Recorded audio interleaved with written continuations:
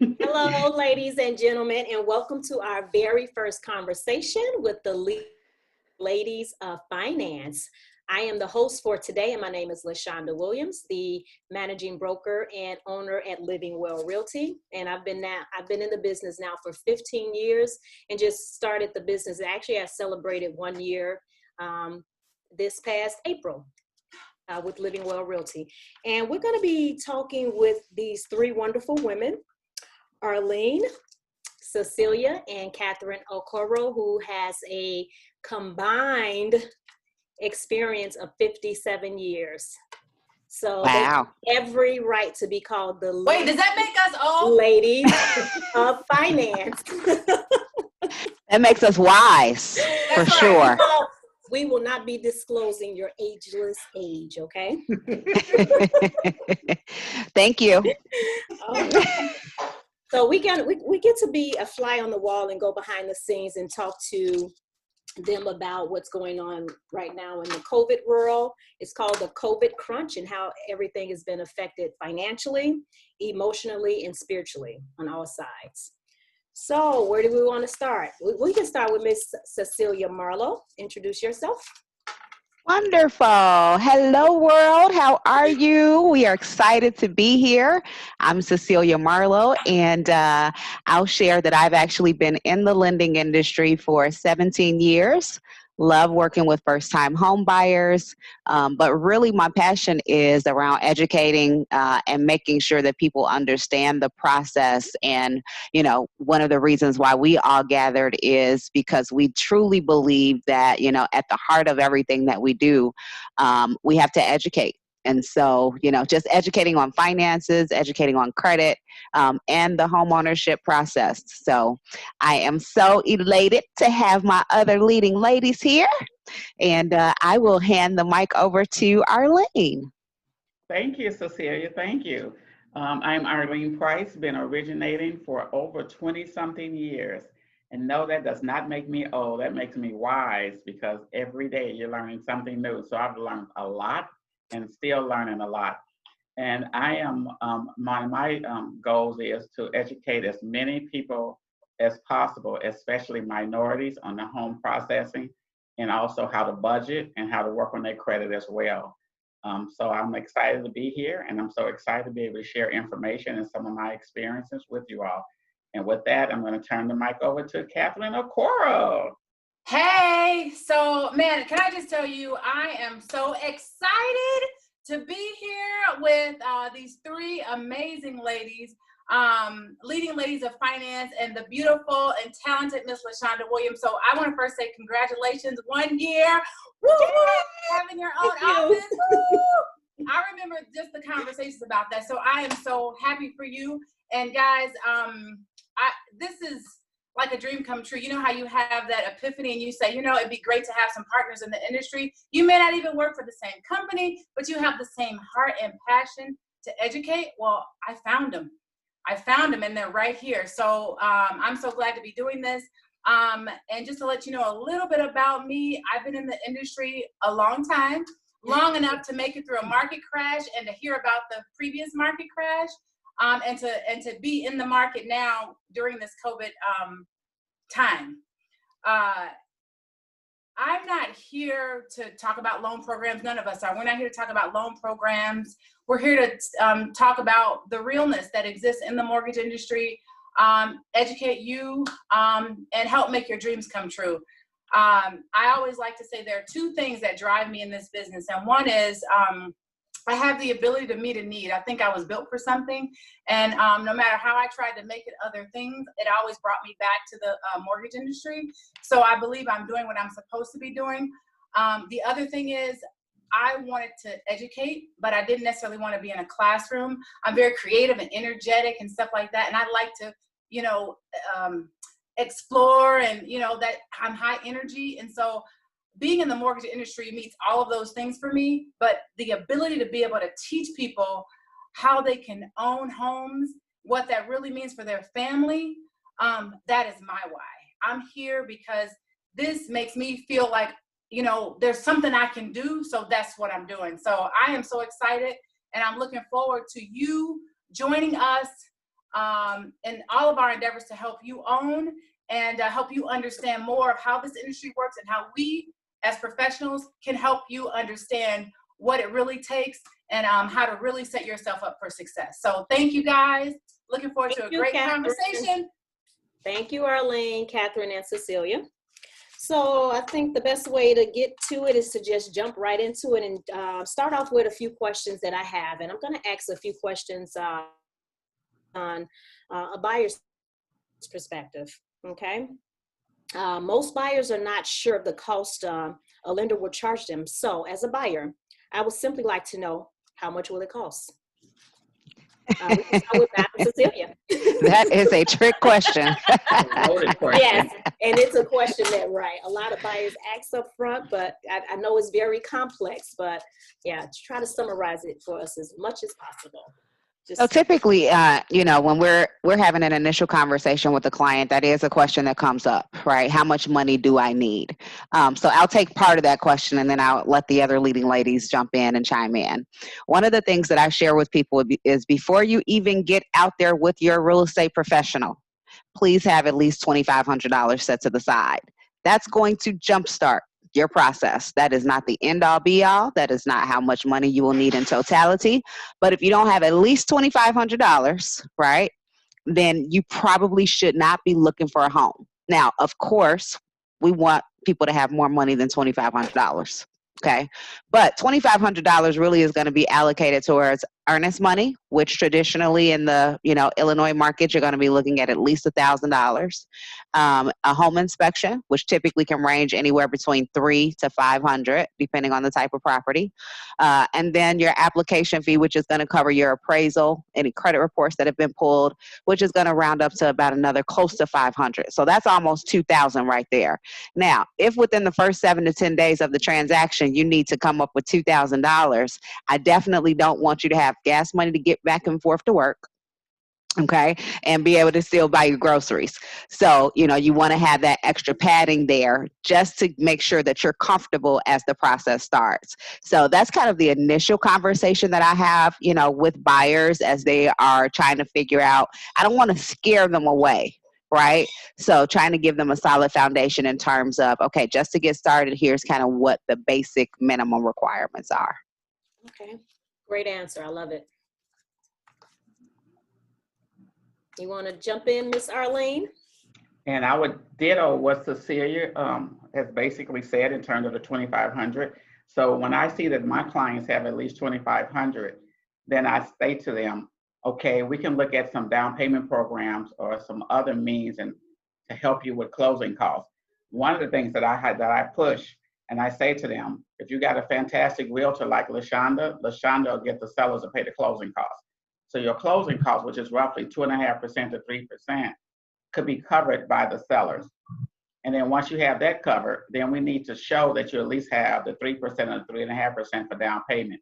So if you don't have all of that, then I'll ask him, will you be receiving a gift? Can you get a gift? Will you be getting tax return money, or will you be saving money, your paycheck? So as long as I have a plan and then we can map that plan out, then it gives me enough time and it gives them enough time in terms of how much money they actually need to have and when they can have it all. And then I can actually put this information into my system in order to get a DU approval. So yeah, so don't be afraid of not having all the money in terms of your down payment, because we can work towards getting some of that. Even with lender's credit, that can assist you as well. So there's different ways to make that happen. Okay. Thank you, Miss Arlene. And Miss Catherine? Yeah, I just want to throw in one last piece right now. So in the COVID environment, not only do you need to have the $2,500, but you also have to have reserves. So to have the minimum now is no longer going to get you even down payment assistance. So a lot of lenders are requiring that you have at least 3 to 4 months reserves over and above that down payment. And what Cecilia and Arlene said is both true, that we absolutely want to work with you and we can work with you if you don't have all of that, but be aware that during this COVID crunch, more money, more savings is going to be, required. And the other thing too is we really want to make sure that you are set up for success. So even if you're sitting at home right now and you have $2,500, you may not necessarily be financially ready, but you're on the right track and you're close. because the biggest thing is once you own a home, we want to make sure that you're able to keep your home, that you can make your first mortgage payment, that if something out of the ordinary were to happen, that it would not put you in financial distress right away. So the biggest thing I think I'd want to share is prepare for more, just, having reserve in addition to just the kind of getting started. Okay. Oh, great. I'm gonna piggyback because I don't know that everybody that's gonna see our video is gonna know what reserves are. So Good when point. we're talking about reserves, we're basically looking at what is your monthly mortgage payment going to be. So if you have a mortgage payment of $1,200 and the lender is looking for 3 months of reserves, then you'll need to have an additional $3,600 on top of, the $2,500 that I just shared, the down payment that Arlene, talks about, and then the reserves that Catherine is talking about. And don't let that scare you, right? Because it is specific based off of different programs that you might qualify for. So the first thing is, of course, to get in touch with one of us to begin to at least have that conversation. Yes. Thank you, leading ladies. Okay, the next question is, buyers would typically like to see a full list of their borrowing options. Is this something that's already inclusive in your consultation with buyers, or is it by request only? LaShonda, by borrowing options, do you mean loan programs? Yes. Yes. Yeah, I usually will try to, like if it's someone that's referred to me, they'll usually tell me this person's looking for down payment assistance, this person's looking for this. So then I would offer up, hey, here's some preliminary options for them. Usually I try to have a little bit of a consultation with them because I could send them 50 flyers, but if they don't qualify, and it's kind of like, you could get it, but you don't qualify, so I like to, kind of figure out more of where they are, even a little bit, have even a 10 or 15 minute conversation. Some people just want renovation only. Some people may or may not qualify for renovation. So I try to find out a little bit more about them, and then I would send them out things that pertain specifically to them. And then I always add a little bit more information just on things I think they should know, like around that. Okay. And let me just piggyback off of Catherine with that. So how I actually do mine is that when I'm meeting with the client or speaking with them, the first question I ask them is that, what are you looking for in the mortgage? What's important to you in the mortgage? Is it the interest rate? Is the payment? And then based off of that, and is this your first time buying a home? Is it an investment property? So depending on the type of financing that's needed or what's important to them, then I offer those options based off of that. Because sometimes they're just looking at, just payment. And then some other times they might just be looking at, what interest rates. And so those programs vary depending on those two different types of scenario. And it's based off of their credit history as well. Okay. Thank you. And I think the only thing that I would add to this part of the conversation is, as the professionals, you're really leaning on our expertise, right? Because there are so many different types of programs that are out there. Once we've taken a look at your financial profile, then really it is the professional to then share with you which product is going to be most suitable given the information that you shared with us in your conversation around what your long-term dreams are, right? What your goal is inside of, the purchase that you're making. So, the reality is that there are FHA, conventional, VA, and USDA, right? USDA, if you're not buying in a specific area, cut that one out. If you're not a veteran, cut that one out. So then we're down to 2, right? And then from the 2, then we have different additional kind of supplements that go into those. So I definitely, tell the client that the type of loan program that you're going to fall into is going to really be based on what your financial resume and your financial picture looks like. But I'll definitely share those options with you. Okay, great leading ladies. Okay, this is one of my favorite questions here. I'm asking from a buyer's perspective and also from a broker's perspective, as this will be something that's definitely beneficial to my side. So, what do the buyers need to do in order to make the lending transaction and life much easier for you? Wait, I must say, are you insinuating that it's not easy? You get a lot of pushback from buyers sometimes, and they don't understand that they have to work with you in order for you to work for them. So how can they make your life easier? I Read. feel honored. Read and follow instructions. Uh-huh. Right. Simple. And trust your profession, trust your team. The reality is, one of the things I share with buyers is that if your best friend came to you and asked you to borrow $200,000, this is your best friend. You've been knowing them for 30 years. You would want a credit report. You want income to make sure that they could pay you back. You want to see assets to make sure that they have some financial backing. So now that's your best friend. This bank does not know you. Mm-hmm. The person on the other side of the office does not know you. So there are guidelines that are in place to make sure that we're giving you a financially sound loan, but to also ensure that we're going to get our money back. That's just the reality. Yes. So I love your face. Money back. Can I interject? How about being transparent and disclose everything Oh, absolutely. I agree with that. up front Yes. with us? Yes. We're your best friend. We're your advocate. Disclose everything. yes. I agree with that. Because you Don't do let me have to hear buyers from that- the underwriters that you're no longer, that you're on workman's comp and you're no longer getting a paycheck. Yes, and that's one thing I always share with my clients as well. Be upfront, as honest as possible, because what they're not telling you could ultimately hurt them in the end. Absolutely. So absolutely. Yeah. No, I think the ladies hit it dead on. We are, what do people say? We're not the enemy. So when a file goes through the process, with documents up front, we review them. We're not underwriters, but we know, we've had enough experience to know what underwriter would typically ask for. But in the COVID environment, right? Like I know something that has been coming up are IRS things, right? Tax transcripts, even verifications of employment. Mm-hmm. That has become something that has really made the process of lending right now a lot tougher, ladies. Would you agree with that? Yes. Absolutely.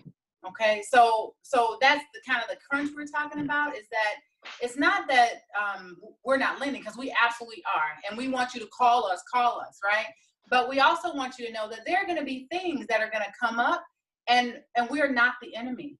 When I call, or when Arlene or Cecilia call you and let you know that we're calling because we're like, okay, let's figure this out. That is why we're calling you. It's because we want to figure it out so we can work together to help you own your home. It's not the time to start swearing at us. It's the time to start saying, I thought I was pre-approved. I don't understand. That is not the time for that. Because I've gotten that, right? I know you were pre-approved, but I don't work for the IRS. So let's work together. Also, with verification of employment, if you give me an email address of somebody who is no longer in the office because they're working from home and we can't get the VOE, then please call somebody else. Tell us who we need to call. Tell us, what numbers, we should, contact or whatever. We are basically also facilitators in the process. So you need to help us to help you. So I think that's the biggest thing, LaShonda, that I would share, is that we're not the enemy.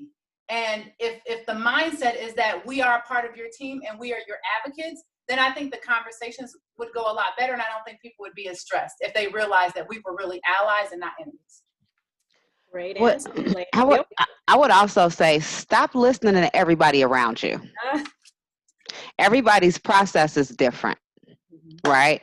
So, your coworker that just bought a house 3 months ago, your mama that bought a house 5 years ago, and the person that never bought a house. Please stop listening. But they read everything on the internet. Absolutely. I just want to add too, there's a term in real estate that was used frequently that I don't hear anymore, and I use it often with my clients, and that is time is of the essence. How important would you say that is to you all in real estate? Absolutely, absolutely, absolutely. Yes. If I'm asking you for a document, a pay stub, a bank statement, as soon as I get off the phone, get it over to me, please. Yes. And what I find in real estate as well, that buyers tend to want an answer right away. But when it comes to them providing, you with the necessities, it may take them 3 days. It may take Are you sure you're not an undercover loan officer? Like, right. So you know what? I want to get back to that term again. And I say this to every client that I have. Time is of the essence. So I love it. I love it. And the other piece to that, I think, is because you just sent it to me does not mean that I'm looking at it as soon as you send it to me, right? Because there are other people that have sent me things before you sent me that, right? So I'm requesting it to you so that I can actually add it to my to-do list, okay, in terms of the review. Now, after I review it, guess what? I'm not the one that just says yes. Okay, so now I also feel like buyers have a perception that once they've sent it, I look at it right away, like as soon as they hit send, depending upon the timing and where we are in a transaction. That can happen, right? However, I do like to try and give individuals priority based on when I receive things, right? So if you were first in line, I don't really want to jump over you to go down to somebody that, I've asked them for something 3 days ago, 4 days ago, and now they sent it. And guess what? You're right. Time is of the essence because you are under contract. This is a legally binding contract. So if you wait 3-4 days, right, then I've already probably I'm a planner. So my day is already planned out, and now I have to move somebody. I have to shift someone else over in order to help you, which I don't mind, but I don't want that to be a habit in our relationship. So, and then there's timing for the processor to review and the underwriter to review. So it's a process. The home buying, it's an actual process. So if I asked you for something 72 hours ago and you're anticipating that the underwriter is going to look at it tomorrow, probably not. And I think that's a misconception. Okay, great, ladies. Okay, and also, are you all willing to give at least 3 to 5 references that you've used in the last couple of months to your buyers? You mean buyers or clients? Clients, Oh, absolutely, as long as the client is okay with it. Okay. 3 to 5 reference, what, for just brokers, real estate brokers, or? Well, for potential buyers. So they just want to know. Past clients. Past clients. Oh, yeah. Sure, absolutely. Okay. I've never been asked that before. Yeah. I'd be open to it, but I've never been asked that before. Okay. And let's see here. What's the next one? Okay, this is a good one here. Okay. Buyers tend to shop around like anything else. And of course, the mortgage is a very huge part of, it's a big step to go out and get a mortgage, right? So if a buyer comes to you and pull the credit, but let's just say they're not satisfied with the rate. If they decide to go to another lender, how or will that affect their credit score?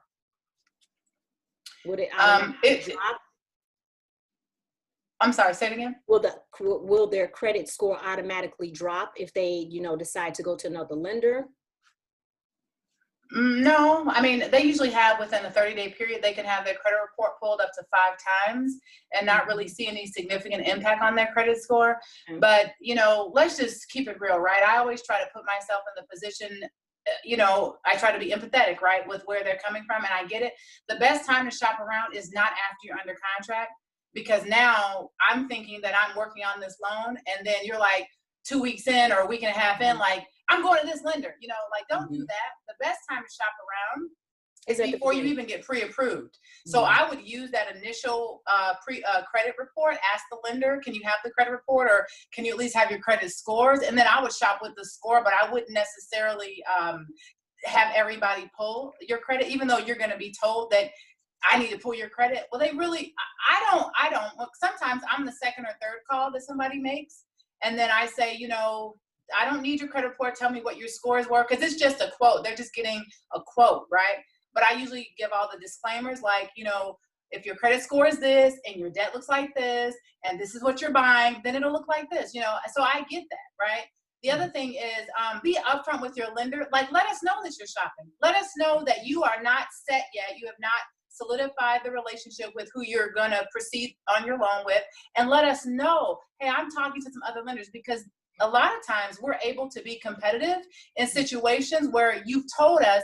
And so now we're prepared to go to our secondary departments or go to get an exception to try to match or compete with the rate. So we're not trying to trick you. We're not shysters. We're not trying to run one over on you. We're not trying to charge you a bunch of points. We're professional. And so we honestly, in that way, I think want buyers or borrowers to be more professional as well with us. Like, let us know. Don't hide it. Don't be secretive about it. Let us know up front, because in the end, they wind up getting the best deal because they were up front. So we let them know what we could do for them. Okay. Like to add anything, Arlene or Cecilia? I'm going to play angel's advocate there. So the way that I interact with my clients, it is as if I am the doctor. I'm the financial doctor. Okay. So while I can give you a range of rates if you're shopping, no, I do want to pull your credit report. I do want to see all of your financials, because if I'm going to give you a quote based on what I can do, I want all the information. Now, that's just the way that I, have set my business up.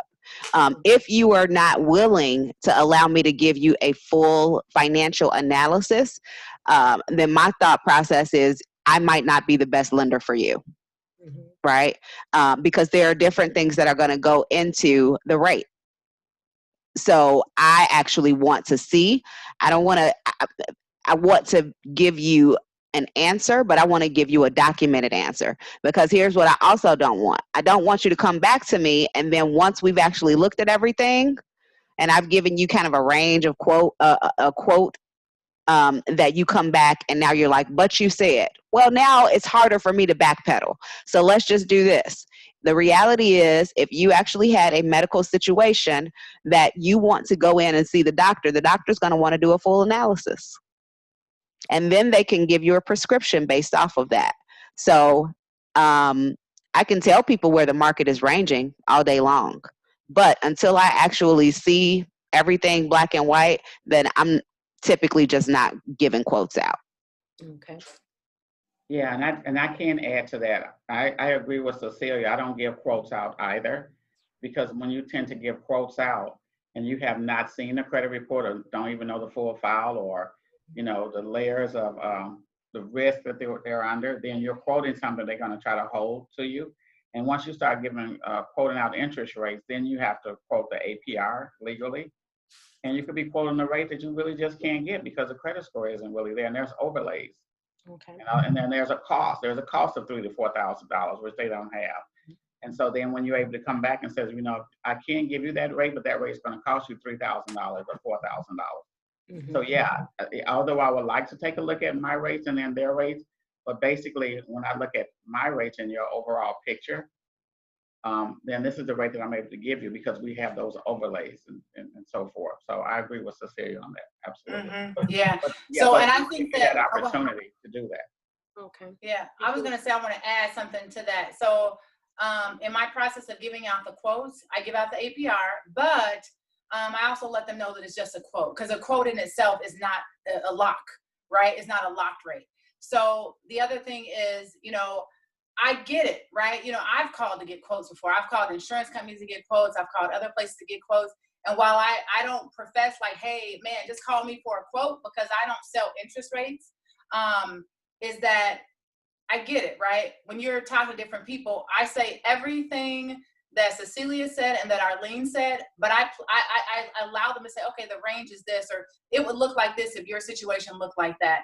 Because in my position, I know that I've got an opportunity to talk to them about other options, maybe find out what they're interested in, et cetera. And for me, when somebody, and I think these ladies are awesome because they're dead on, but for me, I put myself in that. I've called for insurance quotes. I've called somebody and said, if I want to buy a house like this and this, and this, what kind of insurance for me? If my deductible was higher, if this is that, I like to have those kind of conversations with people, and I don't mind them, because it actually allows me an opportunity to educate them. So I do give the quote. I do ask for a few more, details so that I can give a more accurate range. But I'm hoping that it opens the door for further conversation. Because sometimes people are only gonna call me for something, and I at least want that opportunity. Okay. Thank you for all perspectives, lady. Do we have more time for more questions here, or did you want to add something that you think is important to the financing side? I think that we should hit on how people are feeling emotionally right now during these COVID time, Yes. and how it's affecting them financially. Okay. Catherine, you want to kind of chat about, what's happening with people emotionally? Are you saying because I'm emotional? No, I'm just kidding. I was looking forward to this conversation, and I still am, and I'm so glad we're having it. But business is great. And let me make that disclaimer. Business is really good. The rates are low. So that's a blessing to be able to, have clients and be able to do my job. But emotionally, I've had some really tough conversations with people because it's a lot going on, right? And it's not just, the pandemic. There are a lot of things going on right now that are making people very stressed. And so that's when I made the comment about, we're not the enemy, is that in the last week and a half, 2 weeks or so, I've noticed that people have really short fuses. People are, I had a client that was crying on the phone. I've had people, take moments of silence on the phone, letting me know about their family. Because even though we're basically lending ladies, like that's what we do, but we're people. And, I appreciate it when somebody says, hey, how are you doing? Because I like to ask them that too, because we're actually going into an emotional process too. Buying a house brings up a lot of things. So it's the finances.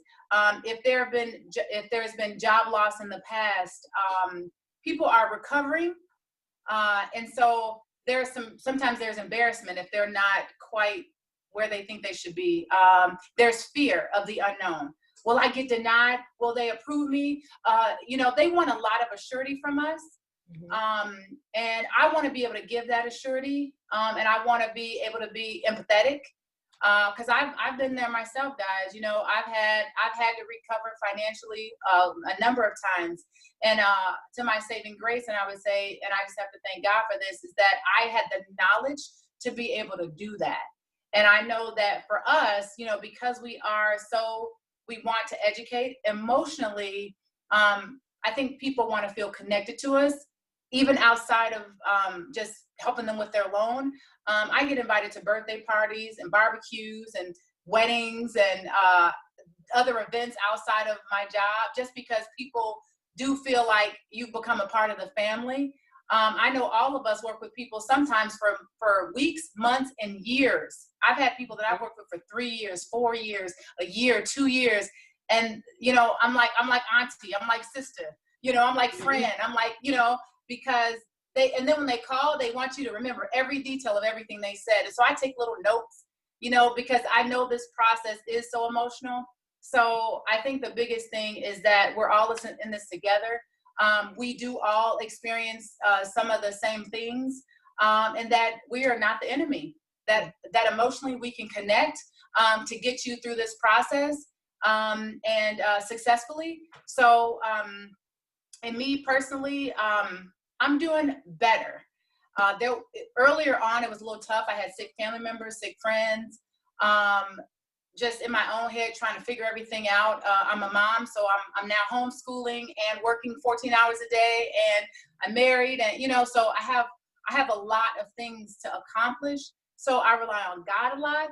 I rely on these ladies a lot and friends to give me perspective. I remember one time, do you guys remember we were on the phone and I was like, oh no, I'm done. Remember? And I was like, this is it. Because I was having a week. Okay. I was having quite a week. And, I had individual conversations with these ladies, and they brought me back, right? I wasn't really gone. I was just gone for a few minutes. You know what I mean? But I needed that, and I needed that, so we all go through it. And So that's what I was. Thank you. I just wanted to piggyback with Catherine on that. I think we all go through that, and it's good to have someone that you can go to assist you or to be by your side when you're having that meltdown. And I've found that in Cecilia and Catherine, because we go through a lot. I've lost some family members due to the COVID-19, and just kind of got just kind of checked out or whatever. But reaching out to Cecilia and to Catherine, we kind of talk about our long scenario, what's going on in our personal lives or whatever, just kind of brings you back and let you get back to the big picture of why we're in this business. And so regardless of what's happening is that there's other people that needs us. And like she said, we make certain that God is at our forefront. And as long as we're praying and we're loving and doing the best we can and asking God to guide our steps every day, I think that we will be continuing on to be able to push on and also make a difference in my life. My prayer every day is to use me daily to make a difference in someone else's life, because it's not all about me. And so once you're able to do that, and then, like I said, give out love or whatever, then we're able to get through all these hard times. Absolutely. Thank you, Arlene. You're welcome. I love that. What I really hear inside of what both Catherine and Arlene have shared is that we're human beings, number one, right? We're human beings just like our clients are human beings. But it really does take partnership. And we have different partnerships, right? And so in the home buying process, we're really your partner. What Catherine is really stressing is that, like, we're not the enemy, but what we are, who we are, really is your partner. We're your partners in this, right? And we want to see you succeed because we know what it's like to get to the end of the journey, right? The end to the finish line, not the end of the journey, but the finish line. And because we all have such a passion for what we do, a lot of times, as Catherine said, we are, we're taking on a lot of emotion inside of even the emotion that already exists for us and whatever we might be managing. So, I don't know about you ladies, but before they even said that we were going to have to stay in the house, I feel like I have become obsessed with like reading and watching CNN. And I'm just like, and then I have a cousin that's in the military who's a doctor. So I'm texting him like, are we shutting down? Is the world coming? What are we doing? Do I need to go buy toilet tissue and paper towels? Can you give me some perspective? Because in my nature, I'm a researcher, right? I'm always just kind of looking to educate myself so then I can share it with other people. So initially, before COVID-19 was even declared as COVID-19, I think I went into like full-blown panic mode. And then, getting out in the stores and trying to make sure that we didn't know if the stores were going to be open or not, right? And then I'm thinking the same thing that Catherine, well, wait a minute, what about school? Because, my kid is in 7th grade, and the reality is we stop. If you need to know, you need to ask your teacher. And I cannot help you with your math homework anymore, even though I do numbers all day. I don't prefer the creative assignments because that's just not who I am. And so, like, there were so many different dynamics that were happening. And then you look at, your partnerships, right? The real estate partnerships that we have, the lending partnerships that we have, but our family, our extended family. And you begin to see people hurting. Because no kidding, life is really happening for all of us, even though we're still trying to get you a house, even though we're still trying to help you with credit. So it's been, I kind of tease clients at the beginning of the process and say, it's going to be an emotional roller coaster. When you feel like you about to let go, call me, pick up the phone, because I'm going to help you go ahead and strap back in the seat and get back on track, right? But we're your partners in this process. And really, we do become partners in life, right? So like Catherine, I love it when one of my clients has a baby or they're getting married or they're doing the barbecues. That's really where the juice in the relationships come. So, the emotional roller coaster, real for me. Yes. Real. And I think that it's great when you have other people in your life that you can just be fully transparent with and say, hey, I'm just having a rough day or a rough week, or I'm overwhelmed. And they get it, and there's no judgment. And so, that's the other piece. I think sometimes when we're working with our clients, they don't know, right? Like the reality is, since we're on this whole emotional conversation, COVID was just the first part. And then now we're dealing with, everything coming to the light in terms of how we as African Americans have been treated in society for a very long time. Mm-hmm. Well, the reality is the reason why homeownership in our community is down is because guess what? We've been treated pretty badly for a very long time. We didn't have the financial education that other communities had. So it's almost like, we give so much more of ourselves to educate and to empower the individuals that we work with, that guess what? That's emotional and frustrating too. If you have never done a budget before, and I'm sitting here telling you we got to have a budget, and you've never looked at your credit before, and you've never cleaned up your credit, I can attest with Catherine. Guess what? When life is great, credit scores are great. And when life is happening, our credit scores take a dip too.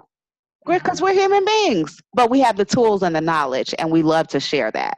So what I appreciate most, inside of this time that we really have had to kind of sit down and reflect is that we've created amazing partnerships, and you really get to see who your partners are when life gets tough.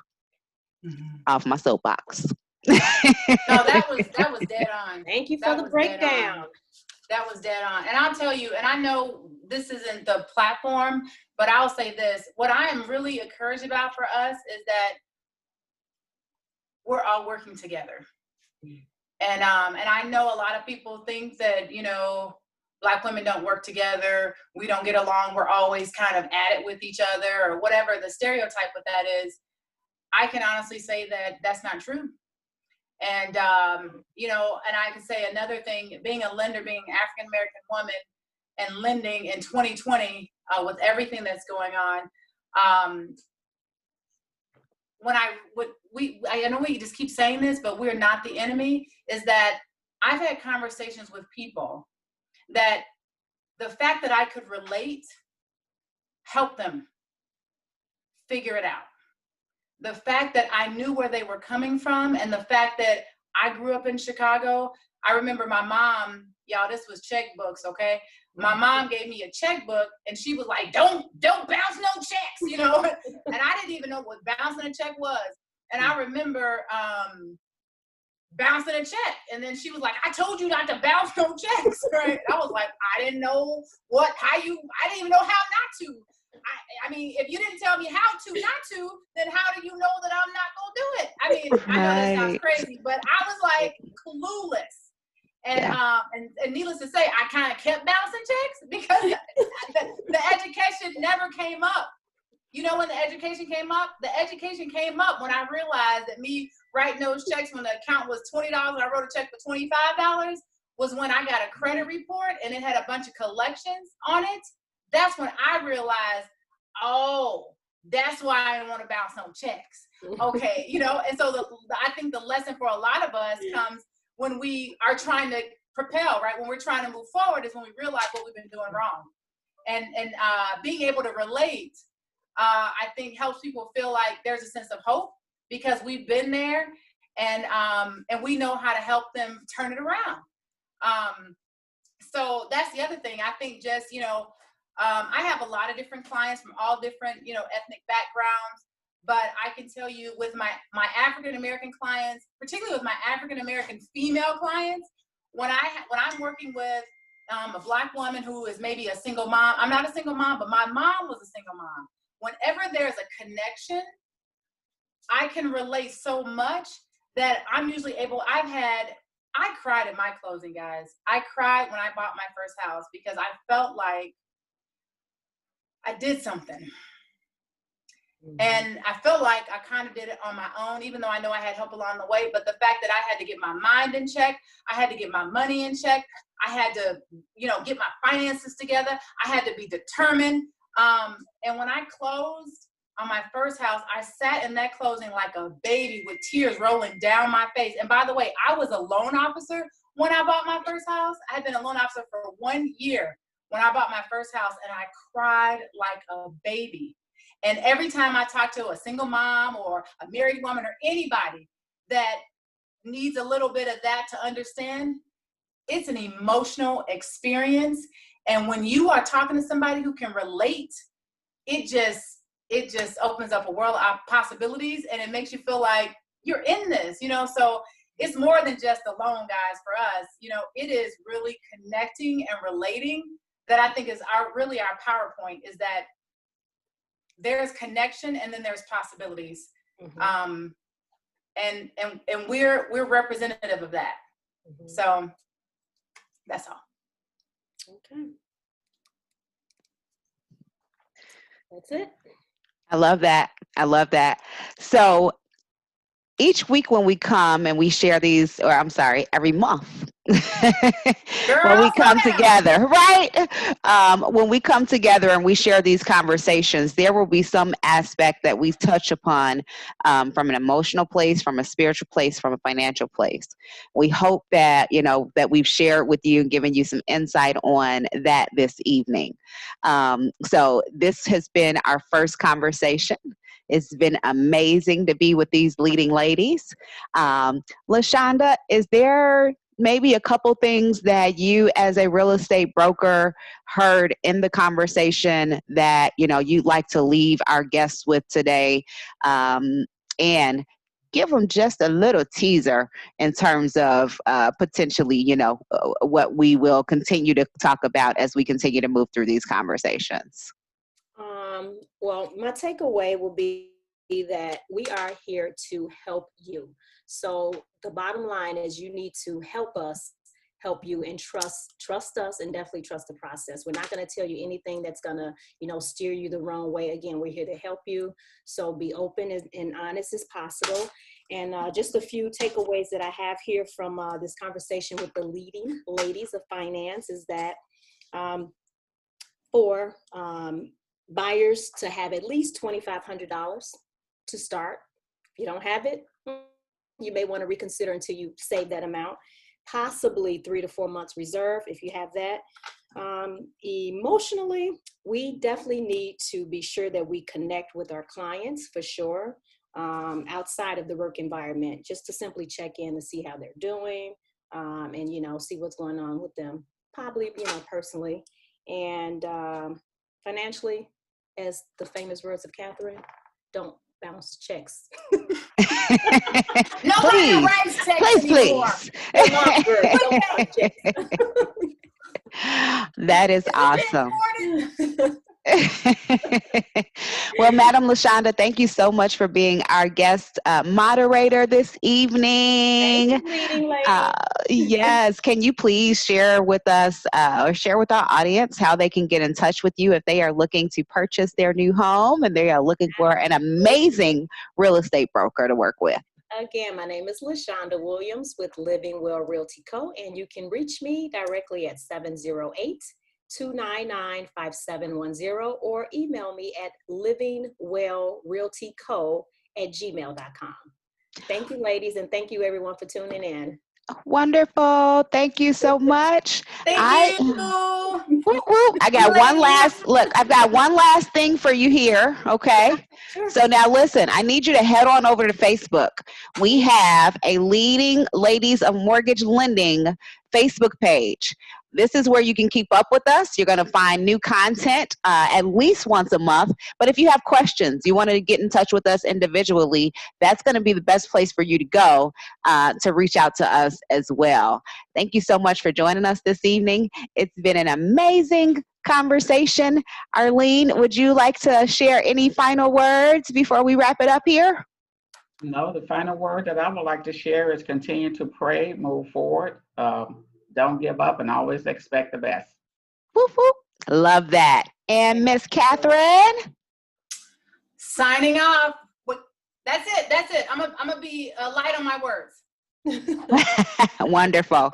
Thanks, guys, for joining. Make sure you go over to Facebook, tag us, comment, let us know what you think. If you have questions, please also let us know. And we look forward to seeing you again soon.